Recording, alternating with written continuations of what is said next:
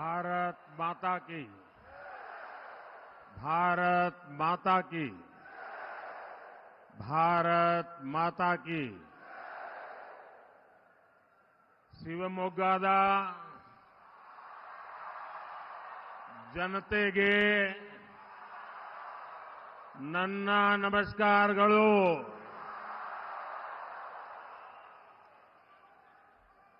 मैं शक्ति स्वरूपा सिगंदरू चौड़ेश्वरी देवी के चरणों में श्रद्धापूर्वक प्रणाम करता हूं. हम सभी के लिए आपका ये प्यार, आशीर्वाद, जन समर्थन की ये लहर कर्नाटका के कोने कोने में बीजेपी को मिल रहा अपार जन समर्थन, ये ऊर्जा, ये दृश्य अपने आप में ऐसा लग रहा है कि पूरा मैदान ऊर्जा से भरा हुआ है.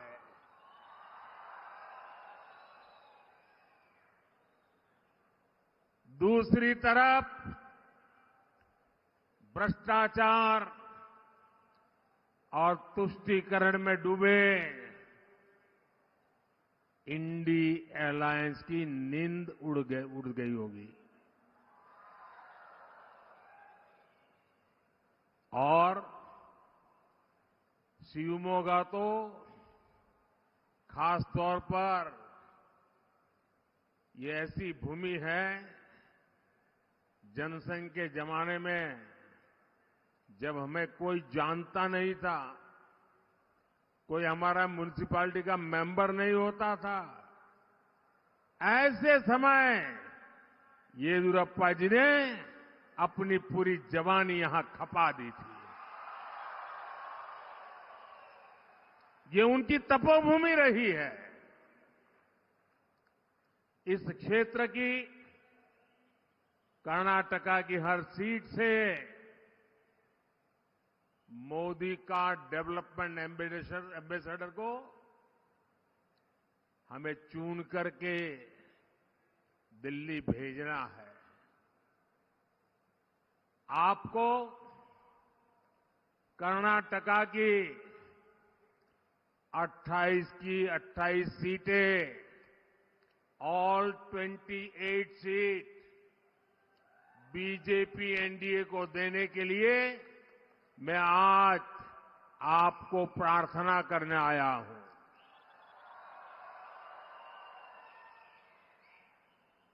चार जून को 400 पार,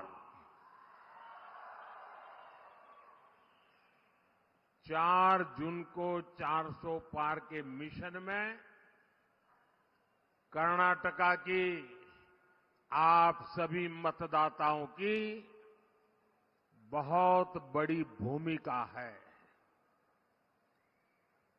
और इसलिए आखिर करे 400 सीटें की बात क्यों कर रहे हैं हम? ये 400 सीटें क्यों? विकसित भारत के लिए 400 पार, विकसित भारत के लिए,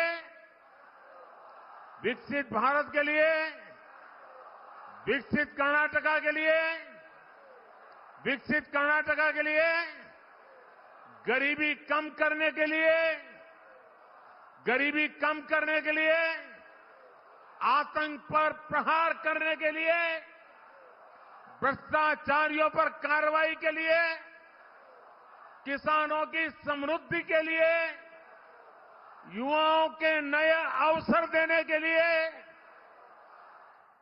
ಈ ಬಾರಿ 400 ಮೀರಿ, ಈ बारी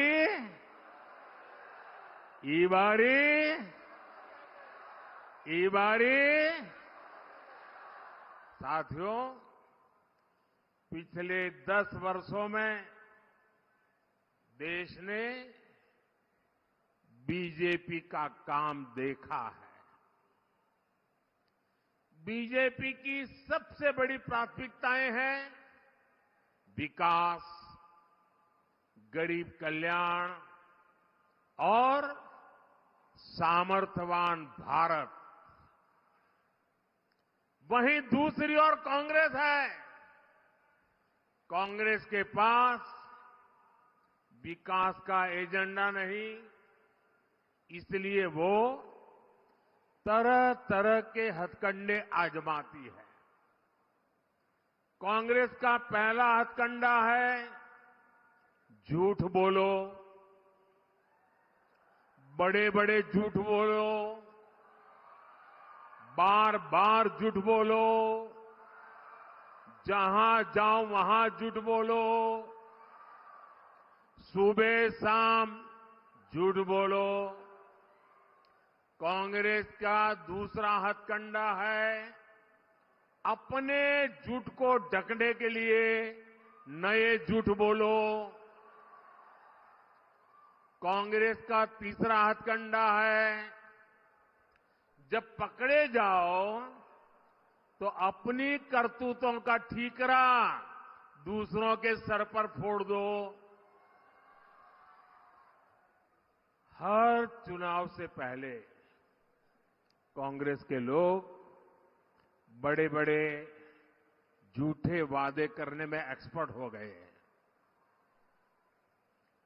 यहां कर्नाटका में भी कांग्रेस ने यही किया और अब सरकार बनने के बाद कांग्रेस फिर झूठ पर झूठ, झूठ पर झूठ, झूठ पर झूठ बोले जा रही है। कभी वो केंद्र को जिम्मेदार बता रही है, कभी मोदी पर आरोप लगा रही है, तो कभी दूसरी पार्टियों पर अपनी नाकामी का ठीकरा फोड़ रही है। क्योंकि कांग्रेस की मंशा कभी लोगों की भलाई करने की नहीं होती। कांग्रेस का केवल एक ही इरादा होता है, लोगों को लूटना, अपनी जेब भरना। इसलिए कांग्रेस को जब से कर्नाटका में मौका मिला है तो इन्होंने कर्नाटका को अपना एटीएम बना दिया है। यहां इनकी लूट इतनी बढ़ गई है कि सरकार चलाने के लिए पैसे तक नहीं बचे और इस लूट में भागीदार बनने की होड़ मची हुई है। कोई यहां सीएम इन वेटिंग है, कोई यहां फ्यूचर सीएम एस्पिरेंट है, कोई यहां सुपर सीएम है, कोई यहां शैडो सीएम है और इतने सारे सीएम के बीच एक दिल्ली के कलेक्शन मिनिस्टर भी है। कांग्रेस की इस करतूत का नुकसान कर्नाटका के लोगों को उठाना पड़ रहा है। कुछ ही महीनों में कांग्रेस की सरकार ने कर्नाटका की साख को बहुत बड़ा धक्का लगा दिया है। मैं कांग्रेस के प्रति कर्नाटका के लोगों का आक्रोश देख रहा हूं, उनका गुस्सा समझ रहा हूं। कांग्रेस सरकार के ऐसे रवैये के बीच बहुत जरूरी है कि कर्नाटका की लोकसभा की हर सीट पर बीजेपी एनडीए को विजय मिले। बीजेपी एनडीए के सांसद कर्नाटका के लोगों की सेवा के लिए काम करेंगे, यहां केंद्र की योजनाओं को अच्छी तरह से लागू करने में मदद करेंगे। साथियों, कल मुंबई में शिवाजी मैदान में इंडिया अलायंस की तरफ से एक खुला ऐलान किया गया है। वो लोग हिंदू धर्म में समाहित शक्ति को समाप्त करना चाहते हैं। हिंदू शक्ति को समाप्त करने का उन्होंने बीड़ा उठाया है। हिंदू समाज जिसे शक्ति मानता है, उस शक्ति के विनाश का उन्होंने ऐलान कर दिया है। अगर शक्ति के विनाश का उनका ऐलान है, तो शक्ति की उपासना का हमारा भी ऐलान है। मैं जब सार्वजनिक जीवन में आया, जब मैंने अपने समय का पल पल और शरीर का कण कण लोगों की सेवा के लिए समर्पित करने का संकल्प लिया, तो मुझे इसी शक्ति ने ऊर्जा दी। आज भी मैं शक्ति की उपासना करता हूं। देश के कोटि कोटि लोग हिंदू धर्म की शक्ति के उपासक हैं। और मैं तो हैरान हूं, कल शिवाजी पार्क में शक्ति के विनाश का ऐलान हो रहा है। जब मैंने सुना तो मैं सोच रहा था, बाला साहब आप ठाकरे जी, बाला साहब ठाकरे जी, उनकी आत्मा को कितना दुख पहुंचा होगा। शिवाजी पार्क में शक्ति का विनाश करने का ऐलान किया जाए, वो भी शिवाजी पार्क में, और उस भूमि पर जहां का बच्चा बच्चा जन्म से जय भवानी जय शिवाजी का मंत्र लेकर के बड़ा होता है। छत्रपति शिवाजी महाराज तुळजा भवानी से आशीर्वाद लेकर के हिंदवी स्वराज की स्थापना के लिए निकल पड़े थे। वे शक्ति के उपासक थे, और उसी शिवाजी पार्क में शक्ति के विनाश का ऐलान किया जाता है। और कौन लोग मंच पर बैठे थे, पता नहीं बाला साहब की आत्मा को क्या होता होगा।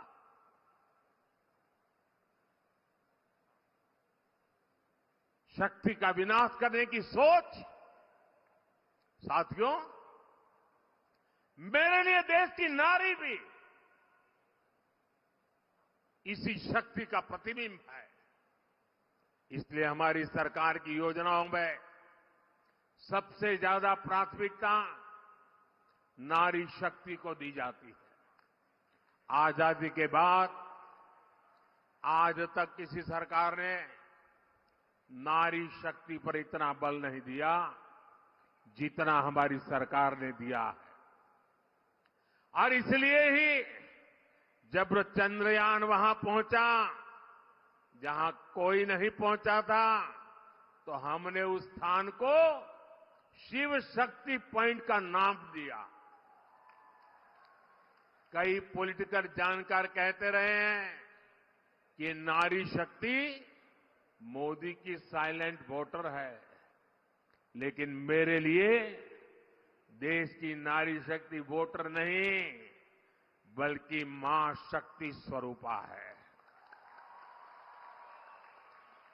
नारी शक्ति का यही आशीर्वाद मेरा सबसे बड़ा सुरक्षा कवच है। हम तो हमेशा से कहते आ रहे हैं, या देवी सर्वभूतेषु शक्ति रूपेण संस्थिता नमस्तस्यै नमस्तस्यै नमस्तस्यै नमो नमः। इसी भावना के साथ हम मां भारती की भी पूजा करते हैं। इसी भावना के साथ हम मां भारती की शक्ति उसे बढ़ाना चाहते हैं। हमारे राष्ट्रकवि कुवेंपु ने भी कर्नाटका की इस धरती के लिए क्या कहा था?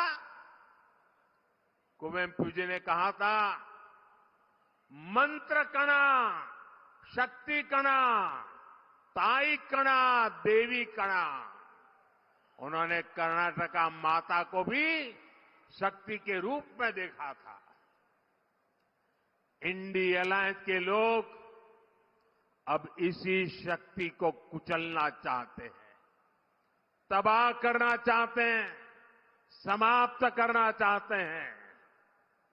इन्हें मां भारती की बढ़ती हुई शक्ति से नफरत हो रही है। इन्हें भारतीय नारी का उत्थान अच्छा नहीं लग रहा है। इन्हें भारतीय नारी का सशक्तिकरण पसंद नहीं आ रहा।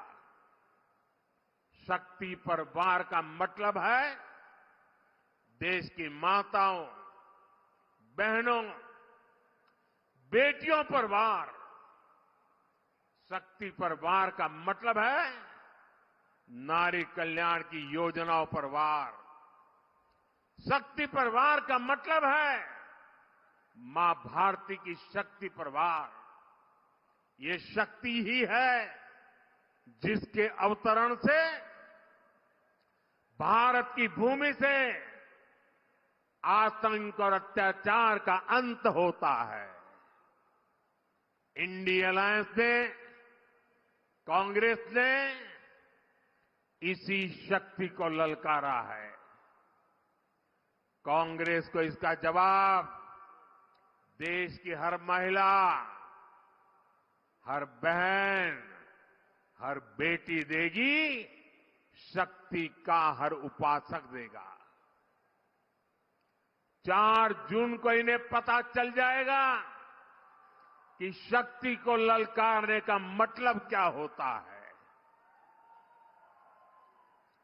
साथियों, कांग्रेस सत्ता हासिल करने के किसी भी हद तक जाने वाली पार्टी है, लेकिन अंग्रेज तो चले गए, लेकिन कांग्रेस ने अंग्रेजियत वाली मानसिकता नहीं छोड़ी। बांटो और राज करो, वो अपनी विरासत कांग्रेस को देख करके गए हैं। कांग्रेस ने पहले देश को बांटा, जाति में बांटा, समुदाय में बांटा, धर्म, क्षेत्र और भाषा के आधार पर लोगों को बांटा और सत्ता हासिल करने के लिए कांग्रेस ने देश का बंटवारा भी कर दिया। लेकिन फिर भी बांटने वाली इस मानसिकता वाली कांग्रेस को इतने से संतोष नहीं हो रहा है। अब कांग्रेस फिर से देश को बांटने वाले खतरनाक खेल भी खेलने लगी है। अभी अपने इस मंसूबे पर भी खुलकर बोलने लगे हैं। अभी हाल ही में कर्नाटका के कांग्रेस सांसद ने देश को एक बार और बांटने का बयान दिया है। ऐसे सांसद को पार्टी से निकाल फेंकने के बजाय कांग्रेस पार्टी उसका बचाव कर रही है। कर्नाटका ऐसी राजनीति और ऐसे षड्यंत्रों को कभी सफल नहीं होने देगा। कर्नाटका की धरती का ऐसा अपमान करने वाली कांग्रेस को इस लोकसभा चुनाव में चुन चुन करके साफ कर देना चाहिए। करेंगे ना? करेंगे ना? जरा दोनों हाथ ऊपर करके बताइए, करेंगे ना? चुन चुन करके साफ करेंगे ना? 26 अप्रैल और 7 मई को आपको इसी संकल्प को लेकर निकलना है। 26 अप्रैल और 7 मई को आपको अपने वोट से कांग्रेस के विभाजनकारी मंसूबों को ध्वस्त करना है। साथियों, आजादी के बाद कांग्रेस ने जो व्यवस्था बनाई उसमें गरीब और गरीब होता गया, कंगाल होता गया और गरीब के अधिकार छीनते रहे। कांग्रेस ने हमेशा देश के गरीब को मूलभूत सुविधाओं को भी तरसा कर रखा। बीते 10 वर्षों में हमने इन हालातों को बदलने के लिए काम किया। पिछले 10 वर्षों में भारत के 25 करोड़ लोग गरीबी से बाहर हुए हैं। ये इसलिए संभव हुआ क्योंकि हमने गरीबों की समस्याओं पर फोकस किया। हमने उन्हें मुश्किलों से बाहर निकालने का रास्ता तैयार किया। मैं आपको कर्नाटका का उदाहरण देता हूं कि हमारे काम का स्केल कितना बड़ा है। परिवार में कोई मेडिकल इमरजेंसी आ जाए तो गरीब और गरीब हो जाता है। लेकिन हमने आयुष्मान भारत योजना के तहत अकेले कर्नाटका में 75 लाख से ज्यादा लोगों का मुफ्त इलाज कराया है। अकेले शिवमोगा में ही 5 लाख से ज्यादा आयुष्मान कार्ड धारक है। इसी तरह कर्नाटका में 40 लाख से ज्यादा गरीब महिलाओं को मुफ्त गैस कनेक्शन दिया गया है। पूरे कर्नाटका में लगभग 9 लाख परिवारों को पीएम आवास योजना के तहत पक्का मकान दिया है। साथियों, ये जो लाखों करोड़ों लोगों को हमारी योजनाओं का फायदा मिला है, उनमें से ज्यादातर एससी, एसटी और ओबीसी समुदाय के हैं। आज उन्हें सशक्त बनाकर हम सामाजिक न्याय की दिशा में आगे बढ़ रहे हैं। पिछली बार मैं यहां शिवमोगा एयरपोर्ट का उद्घाटन करने आया था। मुझे याद है कि यहां की हक्की पिक्की जनजातीय समुदाय के लोगों से मेरी लंबी चर्चा हुई थी। उन लोगों को ऑपरेशन कावेरी के द्वारा युद्ध संकट में घिरे सूडान से बाहर निकालना लाया गया था। मैं इस बात का उदाहरण है कि अब अपने सभी लोगों के लिए काम कर रहे हैं। ये मायने नहीं रखता कि वो कहां है। ये इस बात का भी प्रमाण है कि वंचित समुदाय की सेवा के प्रति बीजेपी लगातार समर्पित है। आजाद भारत के इतिहास में बीजेपी ही वो पार्टी है जिसने एससी और एसटी दोनों समुदाय के लोगों को राष्ट्रपति बनाया है। इसलिए जब आप बीजेपी को वोट देंगे तो आपका वोट सामाजिक न्याय के लिए होगा। साथियों, आज पहली बार भारत इस मुकाम पर पहुंचा है कि दुनिया में लोग भारत के आधुनिक इंफ्रास्ट्रक्चर की चर्चा कर रहे हैं। भारत की पहचान अब हाई स्पीड वंदे भारत, नमो भारत ट्रेनों से होती है।